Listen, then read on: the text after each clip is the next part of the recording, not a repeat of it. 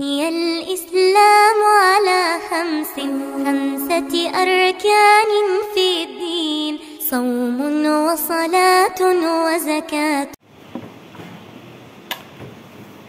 Assalamualaikum warahmatullahi wabarakatuh. Alhamdulillahilladzi kataba alaina syiyam kama kataba alal ladzina min qablina la'allana nattaqun. Asyhadu an la ilaha illallah wahdahu la syarika lah wa asyhadu anna Muhammadan abduhu wa rasuluh la nabiyya ba'da. Allahumma sholli wa sallim wa barik ala nabiyyina Muhammadin wa ala alihi wa sahbihi ajma'in. Amma ba'du, subhanaka la ilma lana illa ma 'allamtana innaka antal alimul hakim. Rabbi shrah li sadri wa yassir li amri wahlul 'uqdatam min lisani yafqahu qawli. Bapak Ibu hadirin jamaah salat Isya dan salat tarawih Masjid Al-Furqan rahimakumullah. Dari hati yang paling mendalam tentu kita senantiasa tidak henti-hentinya mengaturkan rasa syukur kita, rasa terima kasih kita kehadirat Allah Subhanahu wa taala atas segala nikmat dan karunia yang diberikan kepada kita.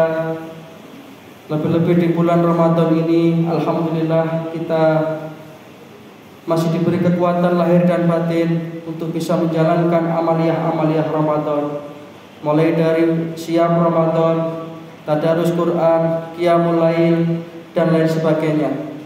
Mudah-mudahan ibadah Ramadan kita menjadi satu amal yang diterima di sisi Allah Subhanahu wa taala. Yang kedua, shalawatullah wa salamuhu mudah-mudahan senantiasa terlimpah kepada baginda Rasulullah sallallahu alaihi wasallam. Para jamaah rahimakumullah, suatu ketika Rasulullah sallallahu alaihi wasallam pernah di hadapan para sahabat itu memberikan satu nasihat yang tidak sebagaimana mestinya. Apa yang disampaikan oleh Rasulullah itu menjadikan semua sahabat itu tanpa terasa tergetar hati-hati mereka itu dan menetes air matanya, karena demikian dahsyatnya nasihat Rasulullah tersebut. Namun ada satu kejadian yang menarik dalam peristiwa ini. Di antara sekian para sahabat yang merasuk dan meresapi apa yang disampaikan oleh Rasulullah itu, ada seorang sahabat yang tidak merasakan apa-apa. Dan ini menarik karena sahabat tadi itu ternyata begitu Rasulullah SAW itu merampungkan nasihatnya, maka satu sahabat tadi itu dengan memberanikan diri datang menghampiri Rasulullah SAW. Ya, cara bahasa sekarang itu curhat. Ya Rasulullah, asku ilaika qaswatal qalbi. Ya Rasulullah, ada apa kiranya dengan hatiku ini ya Rasulullah? Dikala tadi Anda menyampaikan satu nasihat, para sahabat yang lain itu demikian tergetar hati mereka sampai meneteskan air mata. Kenapa ini tidak berlaku bagi diriku ya Rasulullah? Jadi sahabat ini di satu sisi yaitu hatinya tidak bisa menerima nasihat Rasulullah, di sisi yang lain dia itu mau jujur dalam rangka mengkoreksi dirinya, melakukan muhasabah. Maka Rasulullah yang bijak ini memberikan satu jawaban yang kronologis yang menjadikan sahabat tadi itu kemudian faham apa yang menjadi kelemahan di dalam dirinya itu. Rasulullah SAW menyatakan jumutul aini qaswatul qalbi. Oh, orang itu, kata Rasulullah, akan sulit sekali meneteskan air matanya karena hatinya itu adalah hati yang keras. Hatinya tidak akan tembus dengan nasihat-nasihat kebenaran. Inilah yang difirmankan oleh Allah Subhanahu wa taala di dalam Al-Qur'an surat Al-Baqarah ayat 6 dan ayat 7 itu. A'udzubillahi minasyaitonir rajim. Innal ladzina kafaru sawa'un 'alaihim a'andartahum am lam tundirhum la yu'minun. Sesungguhnya orang-orang kafir itu hati mereka tertutup, sehingga sama saja mereka itu engkau beri nasihat ataupun tidak, mereka tidak bakal mau beriman. Kenapa? Karena khatamallahu ala qulubihim. Hatinya sudah ditutup, dikunci mati oleh Allah Subhanahu wa taala. Nauzubillah min dzalik. Jadi itu jawaban pertama Rasulullah. Orang itu akan sulit meneteskan air mata, sulit tergetar hatinya. Ya karena hatinya itu jumut itu keras. Orang Jawa mengatakan pengkuh, terkena penyakit al-mokomu wal cengelu. Kalau kata orang Jawa itu dituturi kayak apa aja tidak mau. Kemudian dilanjutkan oleh Rasulullah, wa qaswatul qalbi min kasratid dzunub, dan orang itu hatinya itu menjadi keras karena terlalu banyak dosa-dosa dan kesalahan-kesalahan yang ia lakukan dalam kehidupannya, yang tidak segera ia taubat. Karena dosa itu apabila dilakukan oleh seorang hamba, itu akan menjadi setitik noda hitam di dalam hatinya. Rasulullah bersabda, innal abda idza akhta'a khati'atan nukitat fi qalbihi nuktatun sauda. Sesungguhnya seorang hamba apabila ia melakukan perbuatan salah dan dosa, maka dititikkan setitik noda hitam dalam hatinya.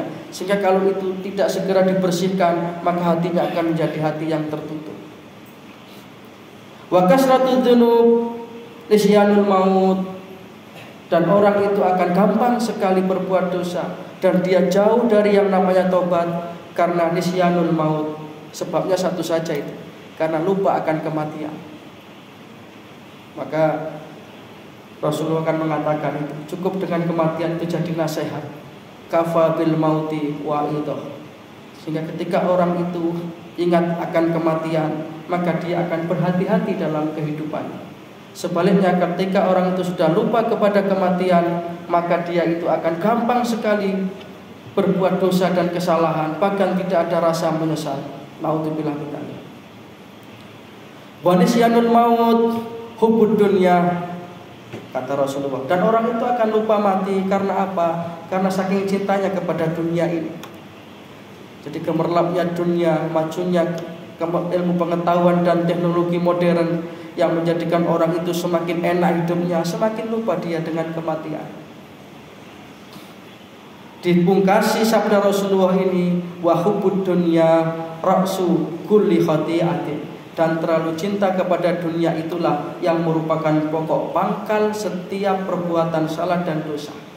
Maka puasa Ramadan ini adalah sarana kita untuk melakukan tazkiyatun nafs, penyucian jiwa kita, pembersihan hati kita, supaya hati kita tidak menjadi hati yang jumut, supaya hati kita menjadi hati yang mau menerima suara-suara kebenaran. Sehingga dengan demikian di bulan Ramadan ini adalah kesempatan kita untuk memperbanyak istighfar wa taubah, mohon ampun kepada Allah Subhanahu wa taala dalam rangka membersihkan hati kita tersebut. Maka para jamaah rahimakumullah, salah satu amalan yang utama di bulan ini adalah kita berbanyak taubat. Kita mohon ampun kepada Allah Subhanahu wa taala dan kita berusaha semaksimal mungkin untuk mengekang hawa nafsu kita. Seolah-olah puasa mengajarkan bahwasanya dunia ini yang kita lihat indah, yang kita rasakan nikmat, itu ternyata semuanya hanya sementara. Semuanya itu hanya sesuatu yang bersifat menipu. Maka sesungguhnya kebahagiaan yang abadi adalah kebahagiaan akhirat. Contoh saja ketika hendak berbuka puasa, makanan apa saja berjajar di meja makan kita, seolah-olah kita akan makan itu semuanya. Tetapi begitu terkena seteguk air, 1-2 butir kurma, ternyata tidak sedahsyat itu nafsu yang kita tadi itu mau makan semua, kayak semua itu jangan sampai diambil yang lainnya. Itulah dunia. Maka melalui Ramadan ini kita diajarkan untuk menjadi manusia-manusia yang senantiasa mensucikan hati kita untuk betul-betul menjadi hamba Allah yang mempunyai qalbun salim, hati yang selamat. Inilah modal kita nanti menghadap kepada Allah Subhanahu wa taala. Kita bisa mendewasakan nafsu kita sehingga kita nanti akan mendapatkan undangan Allah. Ya ayyatuhan nafsul mutmainnah, irji'i ila rabbiki radiyatan maradiyah, fadkhuli fi ibadi wadkhuli jannati. Mudah-mudahan Allah Subhanahu wa taala menerima semua amaliah-amaliah Ramadan kita, menjadikan hati kita menjadi hati yang lembut. Allah Subhanahu wa taala mensakinahkan keluarga kita, mensolih-solihkan anak-anak kita, dan kita senantiasa mendapatkan taufik dan hidayah, amal dan rezeki yang barokah. Dan akhirnya kita memungkasi hidup kita di dunia ini dengan tetap membawa iman Islam husnul khatimah. Demikian para jamaah rahimakumullah, apa yang bisa kami haturkan. Mudah-mudahan yang sedikit ini ada guna dan manfaatnya. Kalau ada yang benar semua dari Allah, dan mudah-mudahan bisa menjadi hidayah. Kalau ada yang salah karena kealpaan saya pribadi, mudah-mudahan diampuni oleh Allah Subhanahu wa taala. Nasrul minallah wa fathun qarib wa basyiril mu'minin. Subhanaka wa humma wa bihamdika asyhadu an la ilaha illa anta astaghfiruka wa atubu ilaik. Wassalamualaikum warahmatullahi wabarakatuh. Innallaha wa malaikatahu yusalluna